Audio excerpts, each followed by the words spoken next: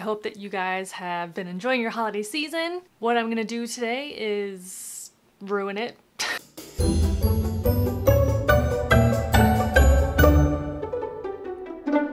Hi guys, welcome back in today's episode of CRUE TRIME. CRUE TRIME. CRUE TRIME.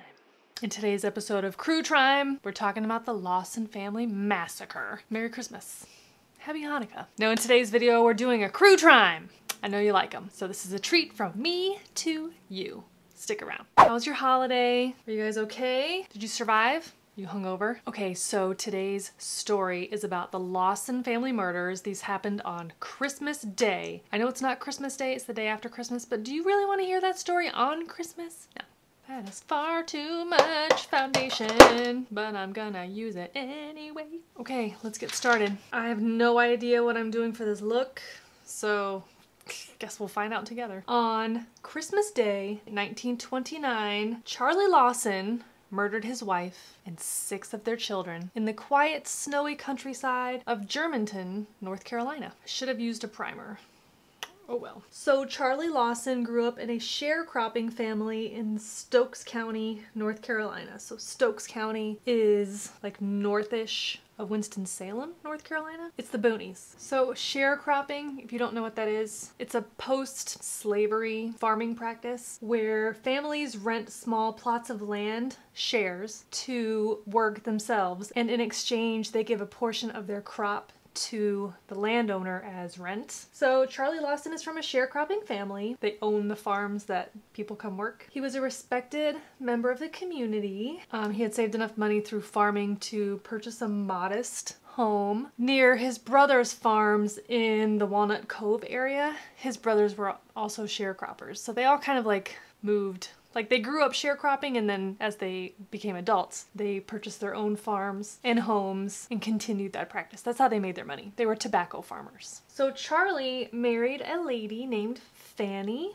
Manring. They got married in 1911. They had 8 children, 4 boys, Arthur, Raymond, James, and William. William died a few years earlier of pneumonia, which, you know, unfortunately that was pretty common for children to, you know, not make it out of childhood because of illness. Times were just different. It was harder. Much harder. Anyways, they also had 4 girls. The girls' names were Marie, Mary Lou, Carrie, and Maybelle. The kids' ages at the time of this event ranged from the oldest daughter, Marie, was 17, and the youngest child was 4 months old. The youngest child was the baby girl, Mary Lou. So by all accounts, they were a very typical family of the time. So they were not overly weirdly religious. They weren't rich, but they weren't financially struggling either. They were just good, honest country folks. Okay, so back to the winter of 1929. About 2 weeks before Christmas, Charlie Lawson took his family to town. That was a treat. So they loaded all up and they went into Winston-Salem, and he bought everybody new outfits, new clothing, and bought the children toys, which was definitely a luxury. Farm life in the late 20s, toys for kids was like not a thing. So he had bought everybody new clothes, and then he took them to a portrait studio to have a family portrait made. Okay, a family portrait doesn't sound super duper strange, but in 1929, tobacco farmers in like rural North Carolina, that was a super luxury. Like in that day and age, getting a portrait done of any sort was definitely something only for like super high society rich folks. God, it is pouring down rain at my house right now. I don't know if you can hear any of that. I normally don't care about rain, but it is December and I feel personally victimized that that's not snow out there.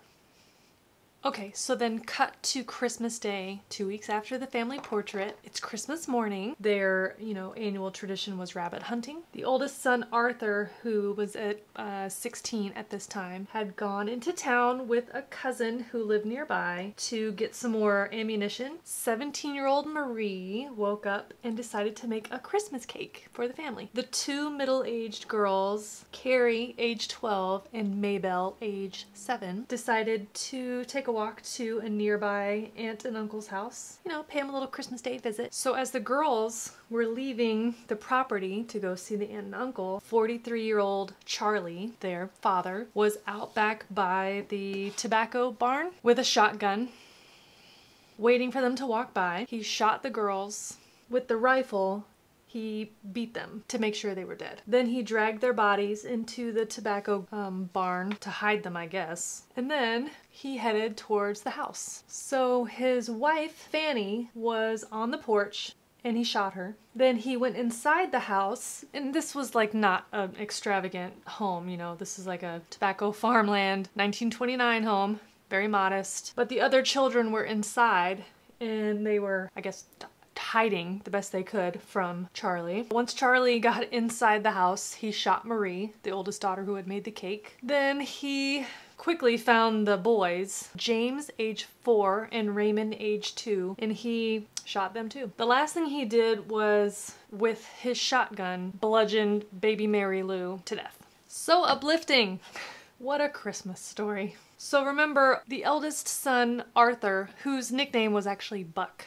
So Buck, their oldest son, had gone to town with a cousin to get shotgun shells. I mean, ironically, right? To get shotgun shells for this rabbit hunt. Like, the sound of the gunshots and things really wasn't that unusual because of the annual traditions in that area. The neighbors were hearing the sounds and gathering, and, you know, news travels in that tiny little community. So while Buck was in town, he was hearing something awful had happened at the Lawson house. So somebody gave him a ride back to the home, and that's where he found his family all dead. Charlie was nowhere to be found, okay? So Charlie was missing. Their bodies inside the home, they had been laid down and their arms crossed over their chests with pillows under their heads.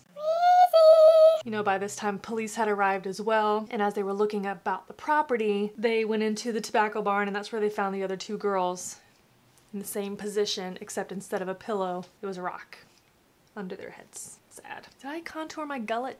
I can't tell. Oh well. So Charlie was nowhere to be found, but, you know, as law enforcement and other community members gathered, you know, they started looking for him, and then they heard a single gunshot off in the woods. Okay, hang on a second. I need to put my eyebrows on before we continue, and I'm not gonna be able to do it and talk at the same time, so hang on a second. Okay, I'm back. I have foundation all over my lips. That looks super gross. Okay, so Charlie's nowhere to be found, but there's lots of people gathering around the house.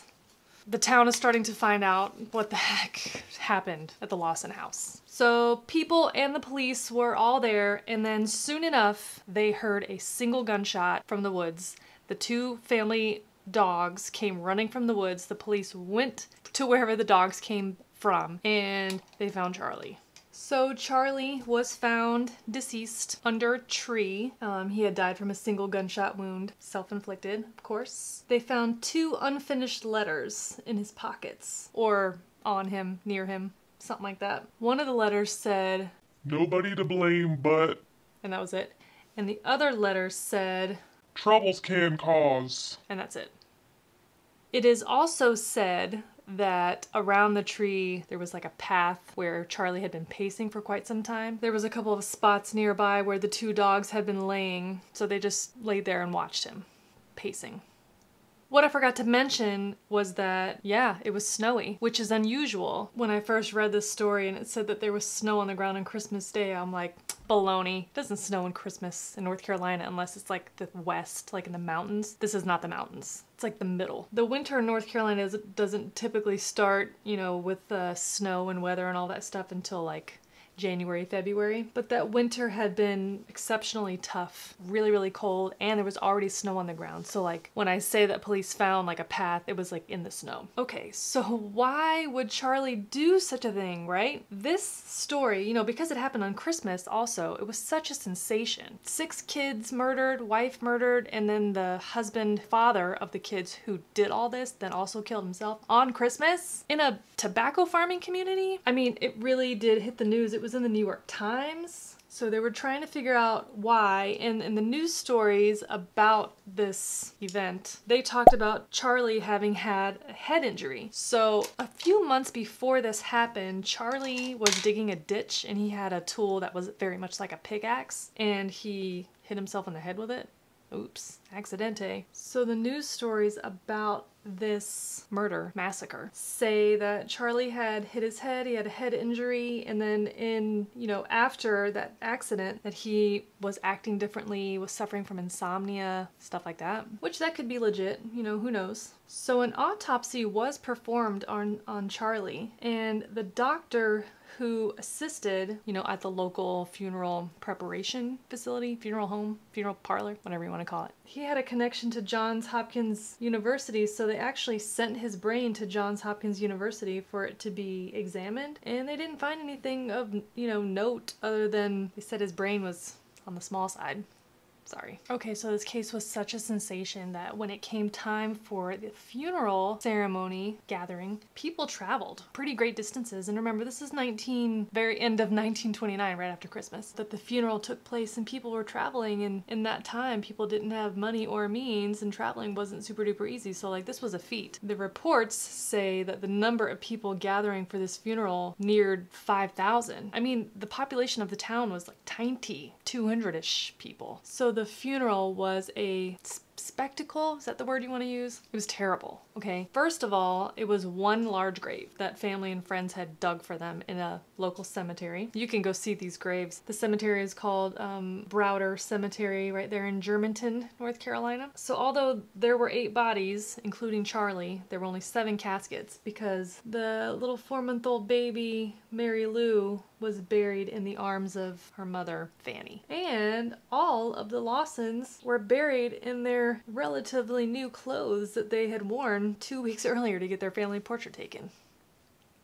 Eek. So because all of these people were gathering and, trying to like get a piece of this Lawson tragedy, massacre, murder. One of Charlie's brothers, Marion, had the property kind of fenced off pretty early on when it became obvious that it was going to be a draw for people to come visit. And, that last surviving Lawson, 16-year-old buck, Arthur, Uncle Marion, knew that he was going to need some kind of means to help get that mortgage taken care of if he expected to stay on that property. The home was perfectly preserved, nothing changed, nothing moved, down to the bloody pillows, and it was opened as a tourist attraction. So the fee for visitors was 25 cents a person, and that added up quickly to help, Arthur have a means to pay that mortgage. So at the peak of the frenzy, up to 500 visitors would come every day. Also, on the counter was Marie's Christmas cake. She was murdered, before they even got to cut it.